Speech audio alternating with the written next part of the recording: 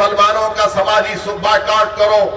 BJP के भोपाल की MP बोलती कर्नाटका जाकर वो चाकू तरकारी काटने के लिए इस्तेमाल मत करो, गले काटो। भारत के प्रधानमंत्री आपके एमपी बोल रहे हैं कितनों को काटेंगे। क्या आप गले काटना चाह रहे? कितनों को काटेंगे बताओ आप। और आप ये समझ रहे हैं कि मुर्गी के बच्चे हैं, अपनी गर्दन को पेश कर देंगे चाकू के सामने। किसकी मां जनी हमारा गर्दन काटा जा सके बताओ हमको। कौन है वो जो हमारी गर्दन काटना चाहता है बताओ। मैदान और वक्त मुकर्रर करो, हम भी देखना चाहते हैं। और याद रखो अगर तुम मुझे काट भी दोगे तो मैं अल्लाह के नाम पर शहादत पाऊंगा, मैं मरूंगा नहीं, जिंदा रहूंगा। मैंने जुनैद और नसीर को कहा कि शहीद है, जिंदा है, इनको मुर्दा नहीं कहा जा सकता। तो मीडिया में जो 6 बजे और 9 बजे बैठकर मोदी को अपने पप्पा कहते हैं और उन्हें बड़ी तकलीफ हुई, गाड़ी है उसको पीटेंगे। हमने रेजोल्यूशन पास किया कि खत्म होना चाहिए। हमने करारदाद को मंजूर किया कि यूएपीए के नाम पर, नेशनल सिक्योरिटी के नाम पर गरीबों को, कमजोरों को, जो हुकूमत के मुखालिफ है, मुसलमानों को इस कानून के तहत उनको जेल में डालकर उनकी जिंदगी को बर्बाद किया जा रहा है। हमने इस बात का मुतालबा किया कि चीन भारत की 2000 स्क्वायर किलोमीटर पर कब्जा करके बैठा है। डेप्सांग और डेमचाक में हम ये मुतालबा करते हैं कि नरेंद्र मोदी, अगर आप वाकई में 56 इंच का सीना है तो चीन को चप्पल से नहीं बल्कि गोलियों से मार कर निकालो भारत की सरजमीन से, अगर 56 इंच का सीना है तो।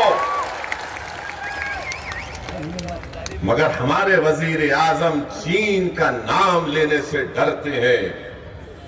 बीजेपी और आरएसएस के लोग तो हिंदू राष्ट्र की बात करते हैं, मगर ये पहलवानों के जबान से चीन नहीं निकलता, टाई टाई हो जाती है इनकी।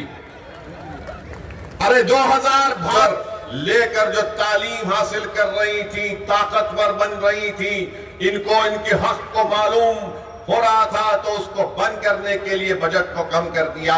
हमने मुतालबा किया कि इस स्कॉलरशिप की रकम में जो पहले थी उससे ज्यादा इजाफा करनी चाहिए।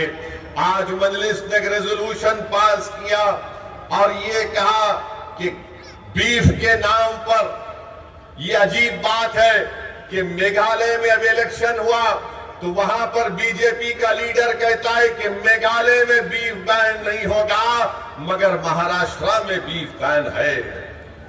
गोवा में बीफ बैन नहीं है मगर महाराष्ट्र में बीफ बैन है। शायद वहां पर मेघालय में मम्मी बोलते, यहां पर मां बोलते हैं।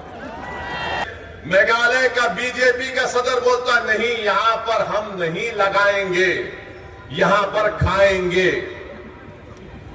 जब वहां पर खा सकते, गोवा में खा सकते, तो फिर सब जगह खाना चाहिए ना। मगर नहीं, चीन जो जमीन पर कब्जा करके बैठा है उसको खाली करवाया जाए।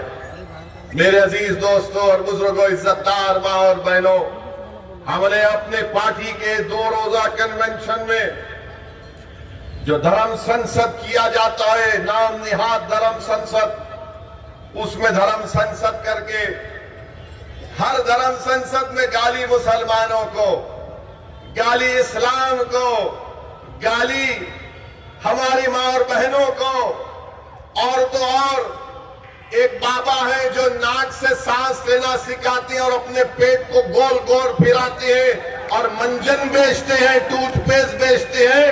वो राजस्थान में जहां पर कांग्रेस की सरकार थी वहां पर जाकर का मुसलमान नमाज भी पढ़ता मगर ऐसा भी करता।